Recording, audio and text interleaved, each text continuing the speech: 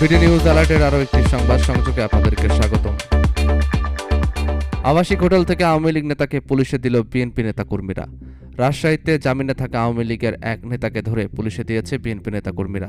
শুক্রবার 17 জুন রাতে নগরীর সাহেব বাজার মোড় বড় মসজিদ সংলগ্ন একটি আবাসিক হোটেল থেকে বের করে এনে তাকে পুলিশের হাতে তুলে দেওয়া হয়। পুলিশে দেওয়া আওয়ামী লীগ নেতার নাম মাইনুল ইসলাম স্বপন, বয়স 55। তিনি রাজশাহীর তানোর উপজেলা আওয়ামী লীগের সভাপতি ও কলমা ইউনিয়ন পরিষদের সাবেক চেয়ারম্যান। ছাত্র জনতার উপর হামলার অভিযোগে থানার একটি মামলার এজাহারভুক্ত আসামি মাইনুল। এই মামলায় তিনি জামিনে ছিলেন। জানা গেছে, আবাসিক হোটেলে আওয়ামী লীগ নেতা লুকিয়ে আছে এমন খবরে সেখানে যায় বিএনপির স্থানীয় নেতাকর্মীরা। পরে হোটেল থেকে তাকে বের করে জেরা করতে থাকেন তারা।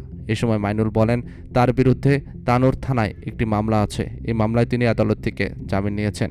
শহরের কোনো থানায় তার নামে মামলা নেই। তবে বিএনপি নেতাকর্মীরা তাকে ধরে বোয়ালিয়া থানায় সোপর্দ করেন। বোয়ালিয়া থানার ওসি মোস্তাক আহমেদ বলেন, মাইনুল ইসলামের বিরুদ্ধে আমাদের থানায় কোনো মামলা ছিল না। তাকে পুলিশে সোপর্দ করা হলে ছাত্র আন্দোলনের হামলায় একটি মামলায় অজ্ঞাত আসামি হিসাবে গ্রেপ্তার দেখানো হয় এবং তাকে আদালতে পাঠানো হবে।